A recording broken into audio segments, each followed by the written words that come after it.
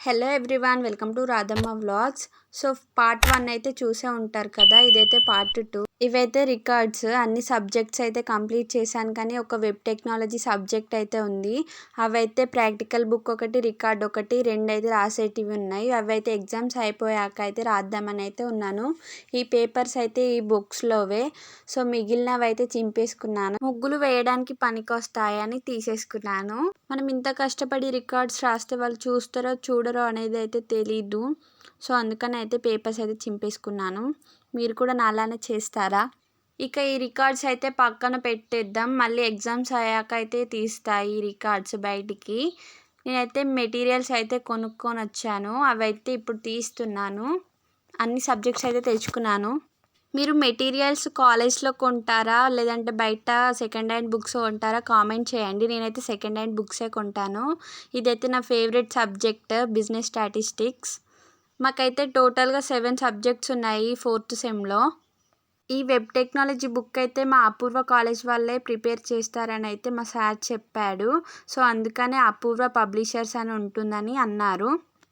ఇక మనం ప్రిపరేషన్ అయితే స్టార్ట్ చేద్దాం. బుక్లో అయితే ఫస్ట్ షార్ట్గా రాసుకొని తర్వాత అయితే చదువుకుందాం. ఈ 4th సెమ్లో నేనైతే ఫస్ట్ ఇంగ్లీష్ సబ్జెక్ట్తోనైతే స్టార్ట్ చేద్దామని అనుకుంటున్నాను. ఎందుకంటే ఇంగ్లీష్ అయితే తొందరగా అయిపోతుంది. లెసన్స్ ఉన్న గ్రామర్ అయితే మెటీరియల్లో చూసుకోవచ్చు. అందుకనే ఇంగ్లీష్ అయితే స్టార్ట్ చేస్తున్నాను. ఇప్పుడైతే ఇంగ్లీష్ స్టార్ట్ చేద్దాం, మీకైతే చూపిస్తాను రండి. ఫస్ట్ ఆఫ్ ఆల్ మనమైతే 4th సెమ్ అని అయితే హెడ్డింగ్ పెట్టుకుందాం. లేదంటే నేను 4th సెమ్ అనుకొని 3rd సెమ్ 2nd సెమ్ చదివే రకం అన్నమాట. ఇంతకంటే డిజైన్ చేసే ఓపిక నాకైతే అస్సలు లేదు. సో నెక్స్ట్ తొందరగా ఇంగ్లీష్ అయితే సబ్జెక్ట్ స్టార్ట్ చేసేద్దాం. మనకి ఇంగ్లీష్లో 3 చాప్టర్స్ ఉంటాయి కదా, మిగతాదంతా గ్రామరే ఉంటుంది. ఫస్ట్ అయితే మన ఫస్ట్ చాప్టర్లో ఉన్న అనోటేషన్స్, రిఫరెన్స్ అయితే రాసుకుందాం షార్ట్గా. అలా రాసుకొని చదివితేనే నాకు చదివినట్టు అనిపిస్తుంది. ఆ మెటీరియల్లో చదివితే నాకు అస్సలు చదవబుద్ధి కాదు. అలా 3 యూనిట్స్ రిఫరెన్సెస్ అయితే రాసుకుంటాను. ఆ తర్వాత 3 యూనిట్స్ అయితే ఒకసారి చదవాలి. అర్థం కాకపోతే మాత్రం యూట్యూబ్లో చూడాలి. ఎలాగో మేడం చెప్పినప్పుడైనా వినం కదా, ఈ ఎగ్జామ్స్ టైంలోనైనా యూట్యూబ్లో చూస్తే కొంచెం యూజ్ అవుతుంది. సో అలా నేను 3 యూనిట్స్ రిఫరెన్స్ అయితే రాశాను. కానీ నాకు మధ్యలో మాత్రం ఫుల్ నిద్ర వస్తుంది. అయినా నిద్రను ఆపుకుంటూ మరీ రాశాను. నేనైతే మధ్యాహ్నం అస్సలు ఏం వర్క్ చేయకుండా మంచిగా పడుకుంటా. అలాంటిది ఎగ్జామ్స్ టైంలో మాత్రం మధ్యాహ్నం చదువుకుంటాను. నాకైతే ఫుల్ నిద్ర వస్తుంది, నా ఫేస్లోనే తెలుస్తుంది ఆ నిద్ర మొహం. అయినా కష్టపడి మాత్రం ఇంగ్లీష్ అయితే కంప్లీట్ చేశాను. సో ఇంగ్లీష్ అయితే కంప్లీట్ చేశాక అయితే అలారం పెట్టుకొని కాసేపు అయితే పడుకున్నాను. అది కూడా 14 మినిట్స్. మీరే చూడండి ఎంత టైం ఉందో అక్కడ. అలారం అయితే కరెక్ట్ 14 మినిట్స్కి అయితే రింగ్ అయింది, కానీ నేను మాత్రం ఆ 14 మినిట్స్కి అయితే లేవలేదు. నాకు ఫస్ట్ ఆఫ్ ఆల్ ఆ 14 మినిట్స్లో నిద్ర కూడా పట్టలేదు. ఆ 14 మినిట్స్ తర్వాతనే నేను ఇంకా 2 అవర్స్ ఎక్స్ట్రా పడుకున్నాను. మంచిగా ఒక నిద్ర అయితే తీసేసాను. మళ్ళీ తీసి తెలుగు అయితే స్టార్ట్ అయితే చేద్దామని లేచి బుక్స్ అయితే పట్టాను.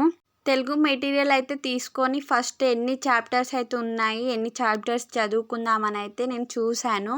తెలుగు ముందే రాయడం కష్టం అంటే ఈసారి తెలుగులో 11 చాప్టర్స్ అయితే ఉన్నాయి. ఆ 11 చాప్టర్స్ అయితే నా వల్ల కాదు చదవడం. సో నేనైతే కొన్నే చదువుదామని అయితే ఫిక్స్ అయ్యాను. ఫస్ట్ బిట్లో 3 చాప్టర్స్, సెకండ్ బిట్లో 3 చాప్టర్స్, 4th బిట్లో అయితే 4 చాప్టర్స్ ఉన్నాయి. 4th బిట్లో అయితే నేను కూడా 3 చదువుదామని అనుకుంటున్నాను. సో ఆ 3 మొత్తం 9 కదా, ఆ 9 కవి పరిచయాలు అయితే రాసుకున్నాను 9 యూనిట్స్వి. నెక్స్ట్ అయితే ఆ 9 యూనిట్స్ నేను చదువుకుంటాను.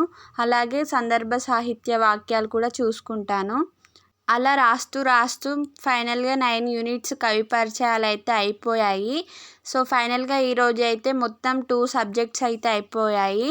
ఇలా ప్రతి ఒక్క డేలో 2 సబ్జెక్ట్స్ కంప్లీట్ చేద్దామని అయితే నా టార్గెట్ అయితే పెట్టుకున్నాను. కానీ ఏమవుతుందో చూడాలి.